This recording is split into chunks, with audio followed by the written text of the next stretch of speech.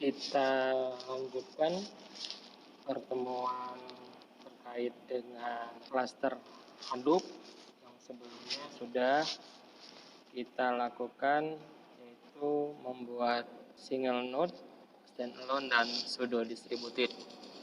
Hari ini kita akan mengkonfigurasi node-nya menjadi sebuah klaster karena secara realitanya atau secara implementasinya Hadoop itu didukung atau berjalan menggunakan beberapa node fisik secara real. Jadi setiap node itu ada servernya sendiri. Singkatnya seperti itu. Sesuai dokumentasi yang kita gunakan versi Hadoop 342, Hadoop Cluster Setup. Jadi kita akan ikuti dokumentasi ini sesuai dengan arahan dan konfigurasinya hingga pada akhirnya kita dapat memperlihatkan secara tampilan hasil jadi dari klaster tersebut itu dengan menggunakan web interface dengan 3 daemon atau 3 alamat URL yang sudah ditentukan di dokumentasi ini. Jadi pada akhirnya kita akan melihat hasilnya sesuai dengan web interface yang disajikan ini. Baik, sebelum memasuki konfigurasinya, jadi kita coba skenariokan dulu. Ini referensinya tadi, kita ambil dari Hadoop Documentation. Kemudian beberapa pengaturan itu kita ikutin default dari konfigurasi yang sudah disiapkan oleh si dokumentasi Hadoop-nya. Dalam hal ini ada 3 XML yang nantinya akan kita konfigurasikan. Tentu saja beberapa pengaturan sifatnya opsional, tapi kita ikutin saja sesuai dokumentasinya. Baru nanti ketika lebih mendalam baru kita coba fine tuning.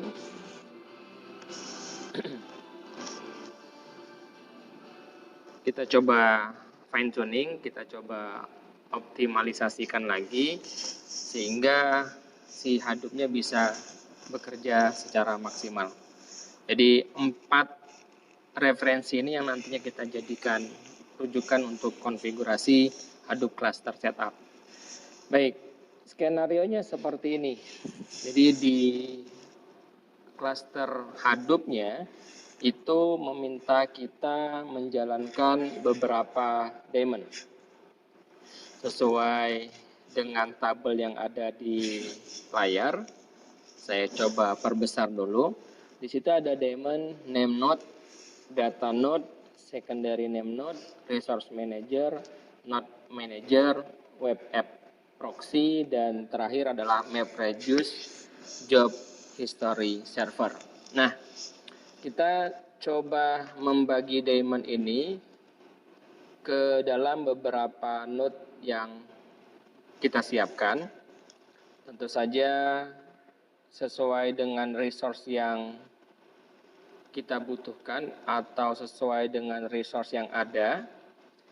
Idealnya masing-masing node itu punya server sendiri atau punya PC sendiri.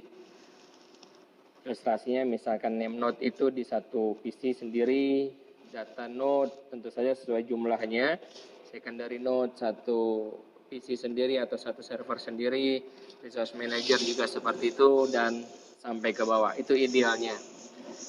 Tetapi kita bisa memadukan beberapa node ke dalam beberapa daemon ke sebuah node sendiri, jadi bisa kita gabungkan. Selebihnya nanti kita sesuaikan dengan kebutuhan. Baik, di sini ada name node, data node, secondary, resource manager, node manager, web app proxy, dan MapReduce job history. Nah, di skenario kita kita akan buat seperti ini. Jadi kita buat ke dalam 5 node, name node dan resource manager itu disebut dengan master. Jadi masing-masing punya PC-nya sendiri. Kemudian di bagian bawah data node. Di sini kita ilustrasikan menggunakan 3 data node saja. Nanti silakan disesuaikan dengan spek atau resource yang dimiliki. Intinya di cluster Hadoop ini pekerjanya yang akan diperbanyak, horizontal scaling istilahnya. Jadi kalau kita punya 10, maka data node-nya yang akan diperbanyak, data node 4, 5, dan seterusnya. Sementara name node sama resource manager dijadikan satu node saja, karena yang terpenting itu adalah si workernya. Jadi name node kita set di IP 56101, resource manager di 102, data node 1 di 103, data node 2 di 104, dan data node 3 di 105. IP-nya tentu saja disesuaikan karena kita mensimulasikan IP lokal, maka kita gunakan IP yang didapat dari IP dinamis dari si virtual box kita. Tapi nanti pada saat implementasi production-nya silakan disesuaikan dengan IP public atau IP server masing-masing. Oke, jadi ada 5 node di sini. Kemudian secondary name node-nya kita gabungkan saja dengan name node, bisa berjalan bersamaan. Job history servernya kita gabungkan dengan resource manager. Sementara node manajernya itu ada di masing-masing data node 1, ada di data node 2, dan ada di data node 3. Jadi ini ilustrasi node yang nantinya akan kita buat. Total ada 5 node. Berikutnya, sebelum konfigurasi ke cluster, kita ada beberapa persyaratan dulu untuk mempersingkat waktu. Jadi fokusnya ke cluster saja, sementara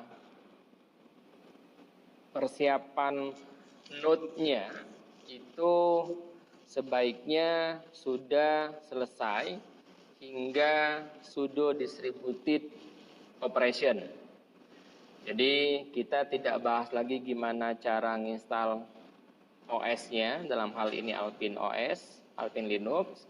Kemudian kita tidak membahas lagi instalasi Java, kemudian instalasi Hadoop, dan pengaturan lainnya.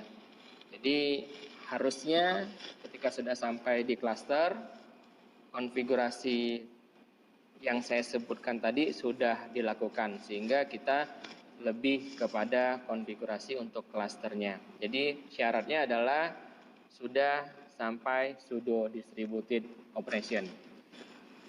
Teman-teman bisa buktikan atau bisa dicoba hingga bisa mengakses versionnya, Hadoop version.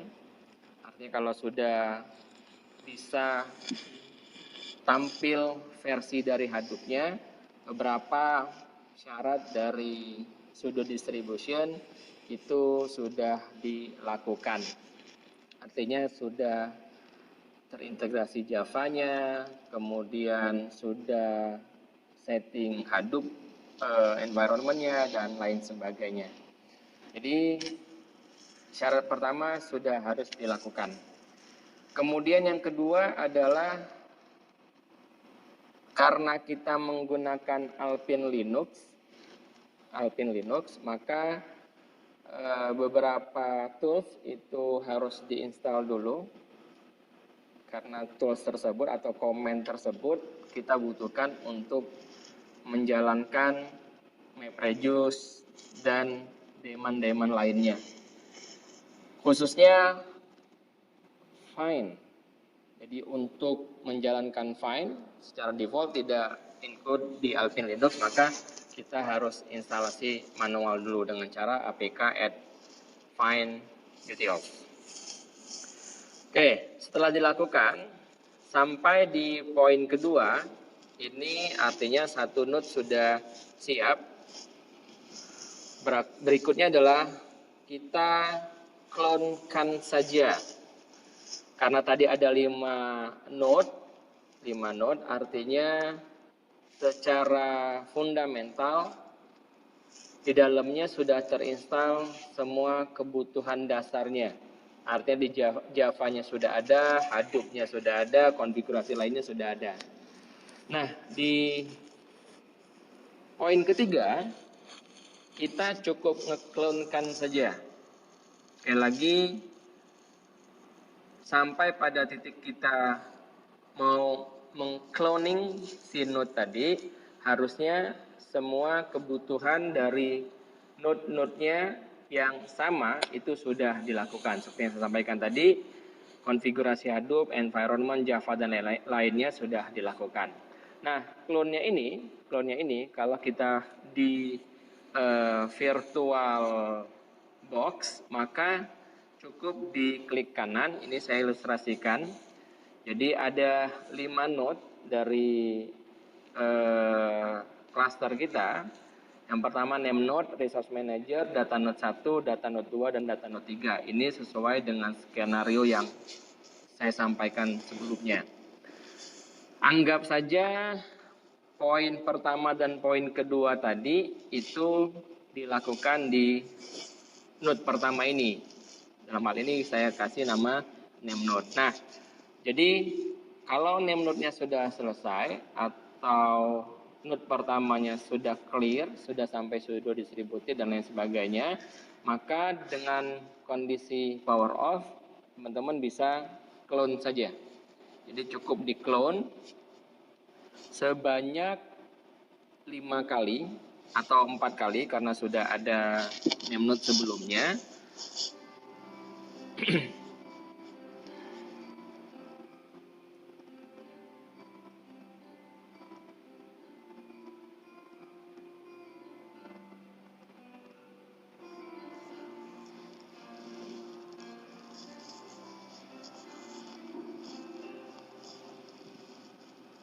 Sudah ada name node sebelumnya, jadi tinggal di clone sebanyak 4 kali. Tentu saja dilakukan satu persatu. Oke. Setelah mendapatkan 5 node ini, kita biar ada pembedanya, maka boleh diubah dulu name-nya sesuai dengan skenario kita tadi. Name node, resource manager, data node 1, data node 2, dan data node 3. Untuk secondary dan node manajernya, serta job history servernya, nanti di bagian dalamnya saja. Intinya ini hanya untuk menyebutkan node-nya saja. Oke, setelah diubah namanya, nama visual dari si VBox-nya, proses berikutnya adalah mengkonfigurasi IP-nya. Tentu saja karena tadi kita clone, otomatis IP-nya pun yang tadinya kita nge-clone adalah si name node, berarti 101. Maka hasil klonanin pun harus juga 101. Sehingga kita butuh mengkonfigurasi ulang IP-nya sesuai dengan skenario tadi. Silakan dicari gimana cara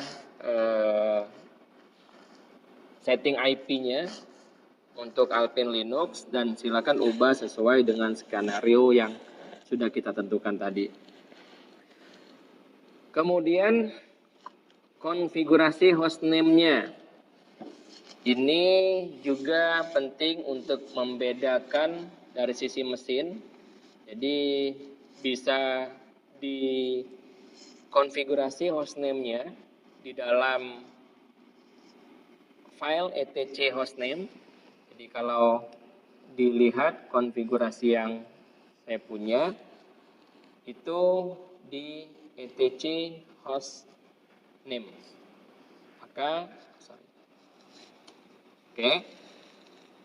itu sudah saya konfigurasi sesuai dengan node-nya tadi. Jadi untuk name node saya kasih hostname-nya name node, kemudian yang resource manager di etc host-nya juga sudah saya kasih resource manager. Begitu juga yang data node cat etc host name juga sudah saya buat data node 1. Begitu juga data node 2 dan data node 3. Silakan dikonfigurasikan saja pakai nano, kemudian disimpan. Kemudian nanti begitu di restart atau di reboot, si hostname-nya itu akan terlihat di bagian kirinya ini. Oke. Berikutnya kita konfigurasi etc host-nya dulu. Jadi untuk mempermudah kita saling berkomunikasi antar node, maka kita setting IP-nya tadi sehingga kita bisa menyebutkan nama dari IP-nya, tidak perlu mengetikkan IP dari node tersebut. Konfigurasinya ada di etc host dan ini dilakukan di setiap node. Jadi tadi kalau kita punya 5 node, maka kita lakukan ini di setiap node-nya. Posisinya ada di etc host. Jadi boleh pakai nano, etc host, pakai S host. Maka silakan diregistrasi atau di list atau didaftarkan semua IP yang nantinya ada di klaster Hadoop tersebut. Dalam hal ini 101, 102 sampai 105. Kemudian menggunakan tab, silakan disebutkan alias atau domain name dari si IP tersebut. Nah, nanti kalau bertambah data node, silakan ditambahkan lagi di bagian bawahnya. Sekali lagi, ini dilakukan di setiap node-nya. Jadi kalau kita cek di resource manager, maka kita akan mendapati hal yang sama, sehingga bisa saling terintegrasi dan mengenali. Kemudian setup faceless SSH sebelumnya di sudo distributed itu sudah dilakukan. Jadi kita cukup mengcopy saja karena nanti si name node-nya akan mengakses data node 1, data node 2, data node 3 sehingga harus diberi hak masuk ke node tersebut tanpa password lagi. Jadi sudah langsung diizinkan saja. Komennya atau sintaknya adalah SSH copy ID. Ini dilakukan di name node. Kemudian sebutkan nama dari usernya. Jadi di sudo distributed tadi kita sudah bikin sebuah user selain rootnya, tentu saja selain rootnya, namanya big data. Maka kita copy akses big data tadi ke name node, ke resource manager, ke data node 1, data node 2, dan data node 3. Nah, ini tadi adalah konfigurasi dari host. Jadi kalau etc host-nya tidak dikonfigurasi, maka kita menggunakan IP. Jadi harus menyebutkan IP-nya 192, 168, 56, 101 di bagian kanannya ini. Sehingga akan jauh lebih mudah ketika kita menggunakan domain name-nya dari si hostnya tadi. Oke, ini dilakukan di name node, karena akan mendapatkan akses dan juga dilakukan di node-node lainnya. Oke, terakhir add workernya. Jadi kalau di skenario tadi, inilah yang disebut dengan workernya, pekerjanya ada 3, maka kita daftarkan IP dari ketiga workernya tadi. Posisinya ada di mana? Posisinya ada di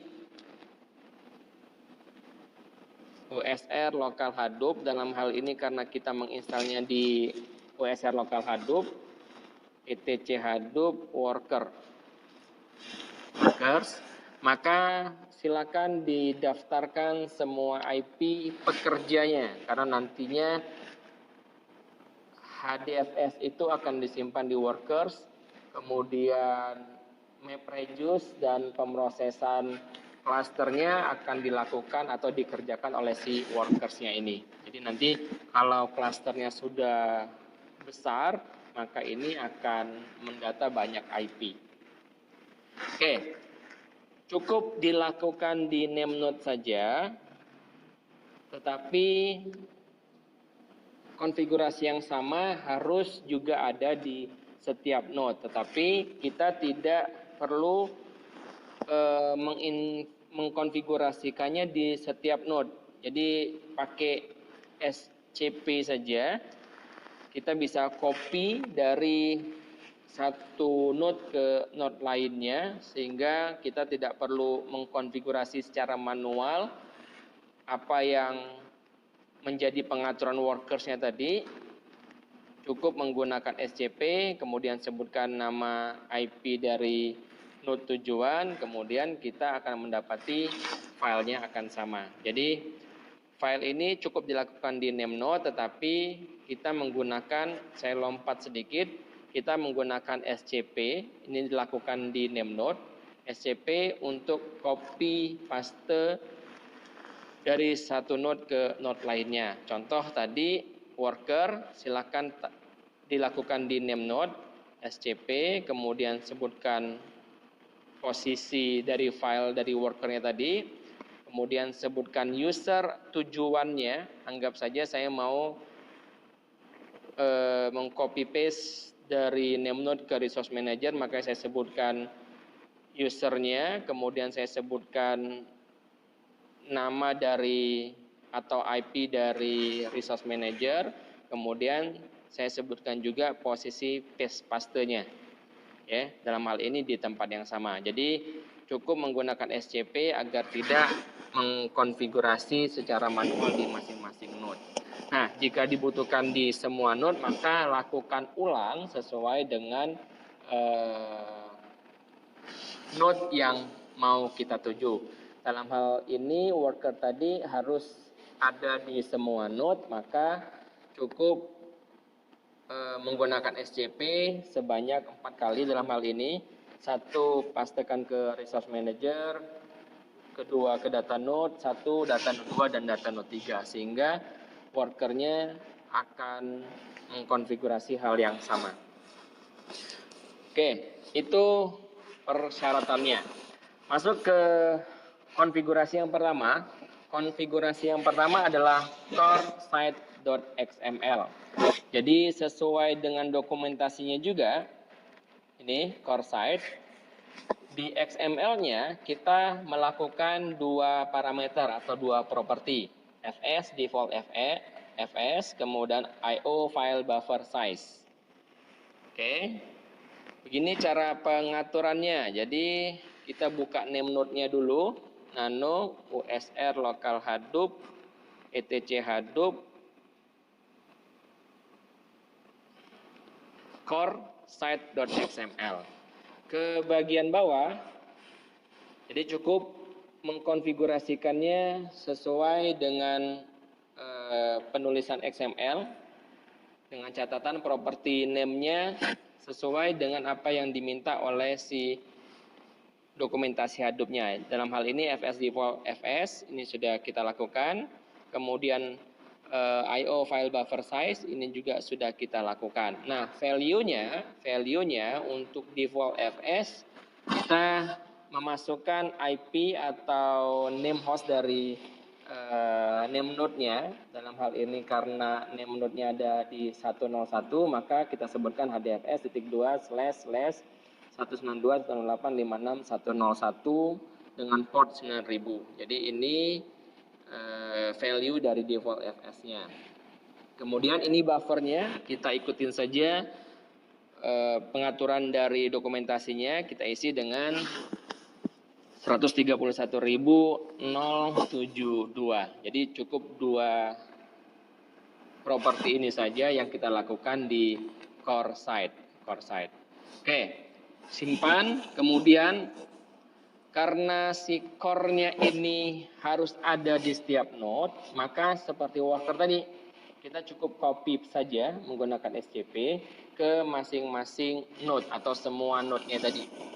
Sehingga core site-nya di semua node, karena tadi sebelumnya sudah ada Hadoop, maka kita cukup copy paste dari core site.xml-nya saja.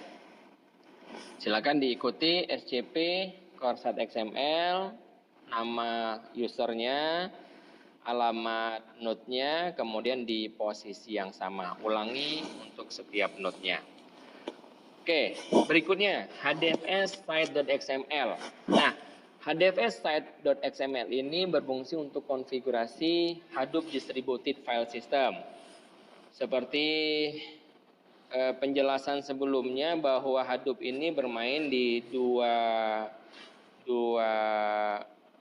proses atau dua kategori, penyimpanan dan pemrosesan. Nah, HDFS ini bagian dari penyimpanannya. Jadi disinilah konfigurasi bagaimana data yang besar itu disimpan. Dalam hal ini kita harus mengkonfigurasinya ke 2 node saja, name node dan data node. Berarti HDFS site ini tidak perlu dilakukan di resource manager.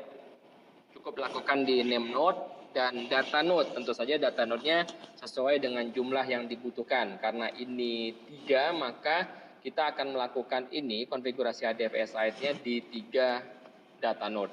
Oke. Name node yang HDFS site XML yang pertama di name node, maka seperti konfigurasi sebelumnya di dokumentasi sudah disiapkan HDFS site XML untuk name node.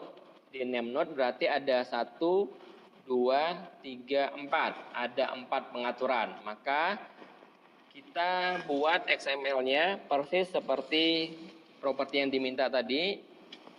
Name node, name directory-nya, host, kemudian block size, dan terakhir adalah si name node handler count-nya. Nah, untuk value-nya bisa dilihat di referensi nomor 2, yaitu HDFS default.xml. Ini saya bukakan websitenya. Jadi silakan dicari saja propertinya tadi. Misalkan DFS name dir misalkan. Tinggal di paste. Oke. Nah, maka dia nanti akan kasih petunjuk. Value-nya apa yang harus kita isi. Kemudian contoh lagi misalkan DFS host. Nah, nanti dikasih tahu tuh DFS host. Jadi ini data node yang kita daftarkan atau bisa jadi data node yang tidak masuk ke dalam cluster. Jadi kita bisa memanfaatkan 2 ini. Tentu saja kita konfigurasikan sebelumnya. Intinya dia minta sebuah file yang di dalamnya daftar dari data node tadi. Nah, ini sudah saya buatkan. Jadi kita lompat sedikit.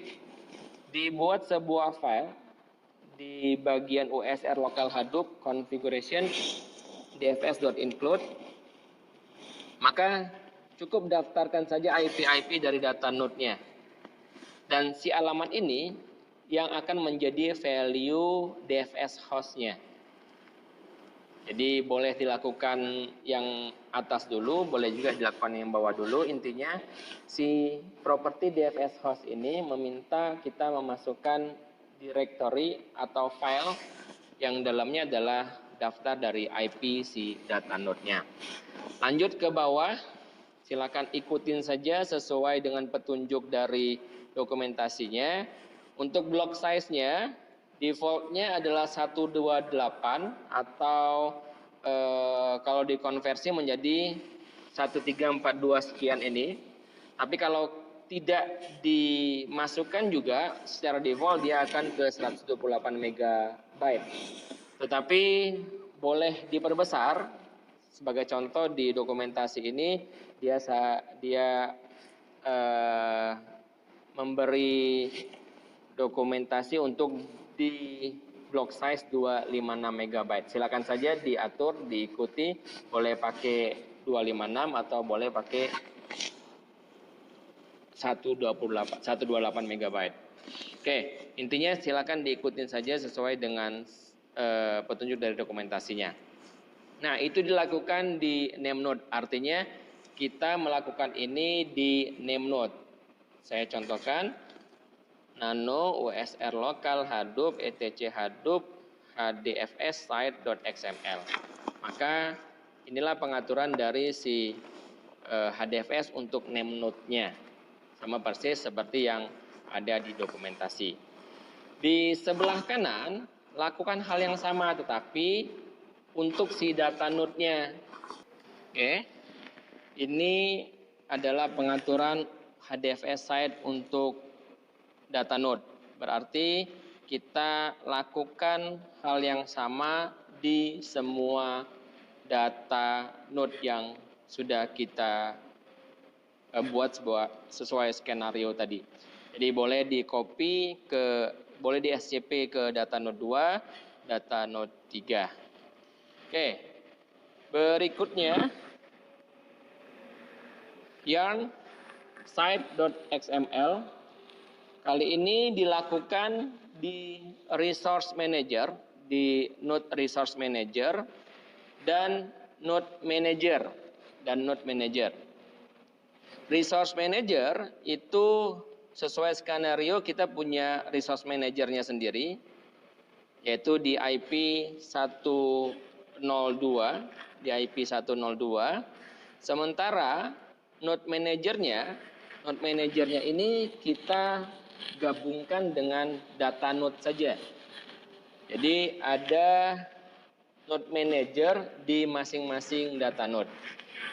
Oke, untuk yang resource manager, kita masuk ke sini. Kita coba nano dulu, usr lokal hadoop etc hadoop yarn site.xml. Oke. Nah, di yarn-nya ini silakan juga sama ikutin dokumentasi Hadoop-nya plus menggunakan referensi yang kedua, yarn default. Jadi boleh dibuka websitenya, kemudian ikutin yang menjadi konfigurasi masing-masing properti tadi. Contohnya misalkan yarn resource manager address. Boleh dicari di sini, paste, maka dia akan kasih lihat tuh gimana cara konfigurasinya. Tentu saja di depannya disebutkan IP atau hostname-nya menggunakan port 8032. Berarti kita buat di sini 192 16856 108032. Begitu juga untuk scheduler address-nya menggunakan port 8030. Jadi kalau dicek lagi kembali di sini scheduler address, maka di sini pun dikasih petunjuk sebutkan IP atau hostname-nya, kemudian menggunakan port 8030. Jadi cukup ikutin saja dokumentasinya tadi dengan value berdasarkan IP yang kita punya dan petunjuk dari yang default.xml-nya ini. Jadi boleh dikonfigurasi seperti ini. Jadi masing-masing sudah ada IP-nya plus portnya 8031, 8033, 8088 yang semua value-nya ini ada di website referensinya tadi. Untuk hostname-nya, karena nanti kita mau menjalankan si resource manajernya di IP 102, maka kita masukkan IP 102-nya di bagian sini. Kemudian sampai ke bagian bawah. Nah, jadi di yarn site ini ada bagian untuk resource manager saja. Ini bagian untuk resource manager saja. Ada yang bagian untuk node manager saja. Ini propertinya. Tetapi ada juga bagian yang kedua node tadi disamakan. Contohnya ada 3 bagian atas ini, yarn ACL enable, yarn admin ACL, dan yarn log aggregation enable. Maka ini juga harus ada di masing-masing node-nya tadi. Sebagai contoh, ini 3 tadi, ACL, admin, sama aggregation juga harus ada di node manajernya, dalam hal ini di data node masing-masing tadi. Maka ini kita lihat juga ada di masing-masing data node tadi. Oke, itu pengaturan untuk yarn site-nya.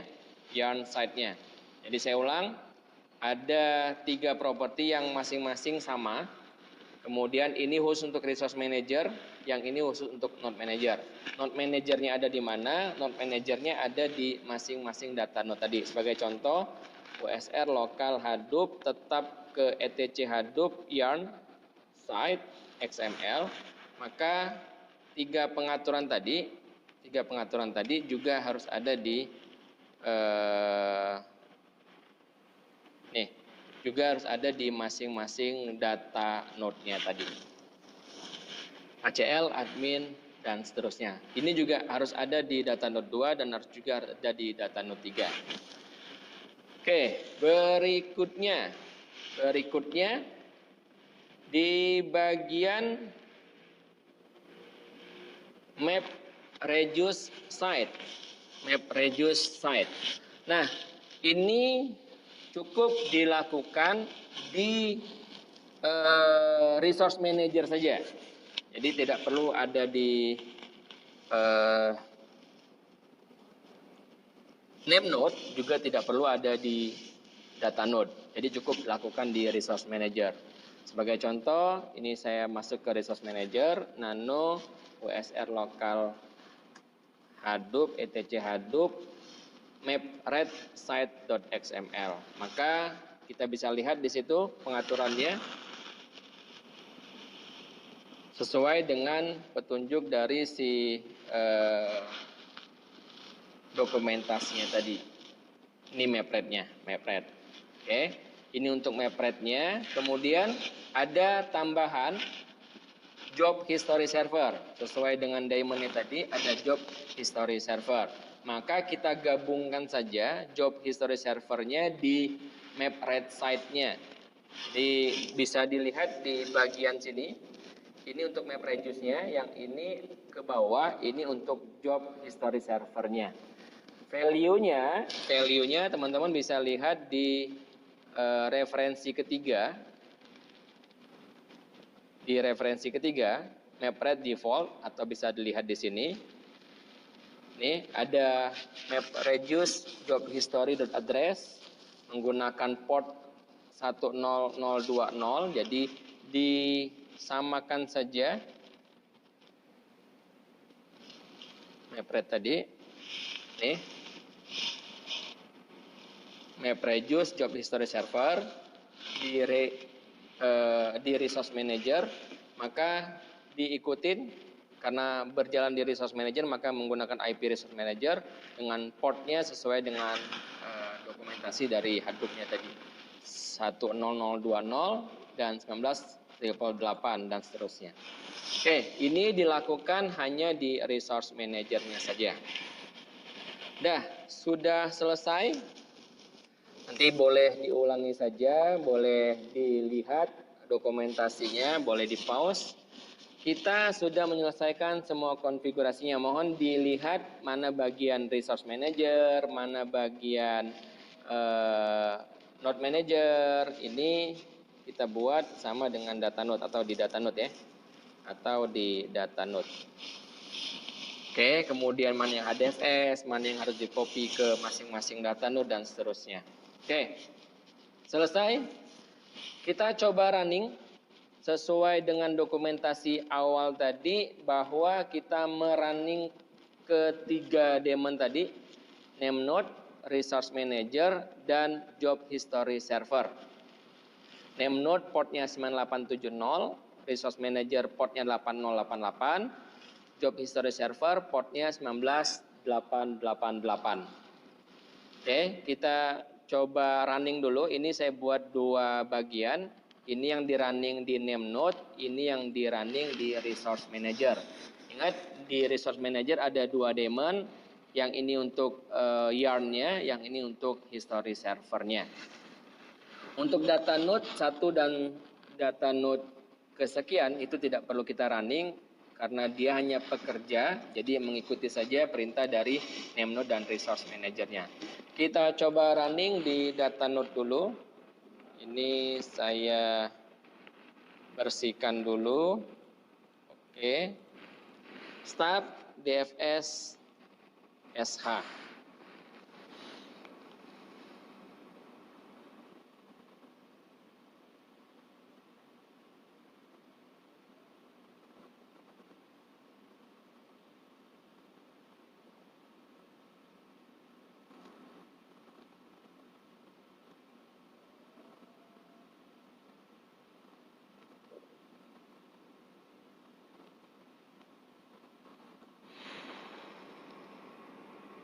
Oke, sudah selesai. Kita lihat coba GPS, maka aktiflah name node dan secondary name node. Sesuai skenario kita tadi, dua daemon ini berjalan di name node. Kemudian kita lihat data node satunya, GPS, sudah ada data node. Data node 2 juga saya GPS, sudah ada data node juga. Data node 3 juga saya buat GPS, maka sudah berjalan data node-nya. Oke, kita coba cek. IP-nya 9870 sudah running. Oke, kita lihat data node-nya sudah ada 3 di situ dengan address-nya masing-masing. Ini data node 1, data node 2 dan data node 3. Oke, berarti untuk name node-nya sudah selesai. Berikutnya si resource manager-nya. Di resource manager kita menggunakan start yarn.sh. Start yarn.sh.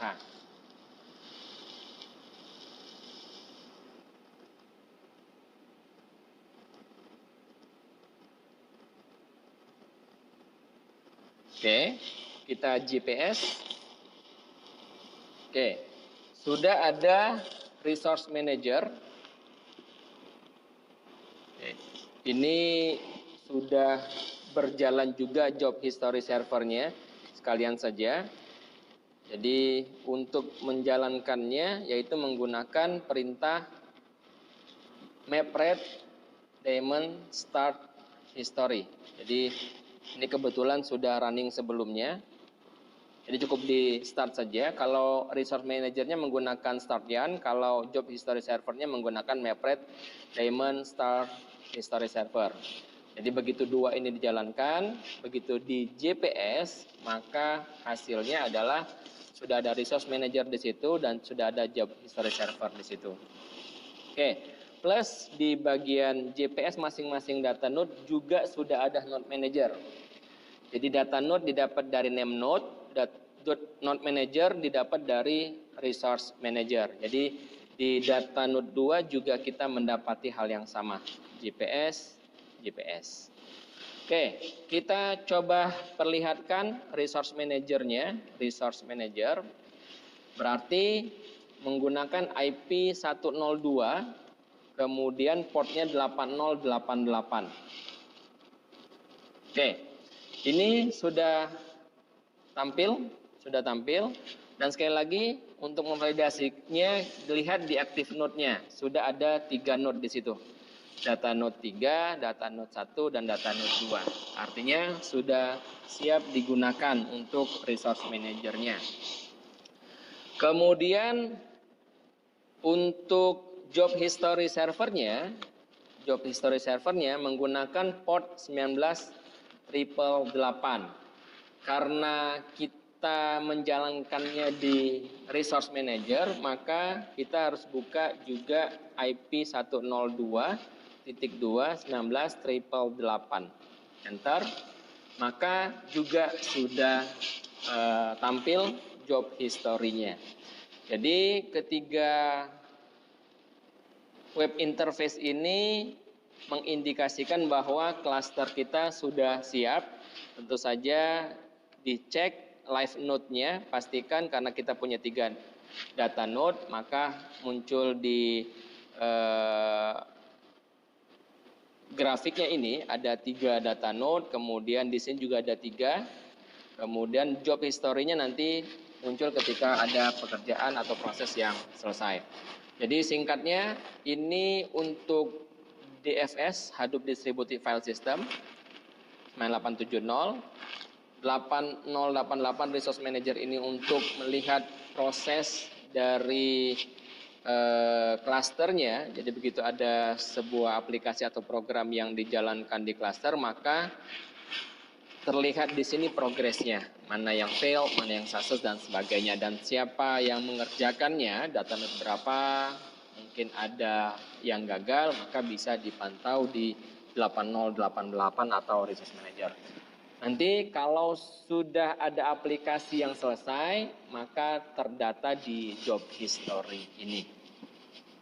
Jadi itu yang sudah kita selesaikan untuk materi cluster Hadoop untuk dicoba, dipersiapkan.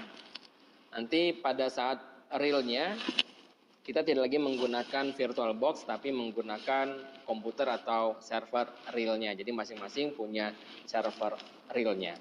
Baik, sekian. Terima kasih.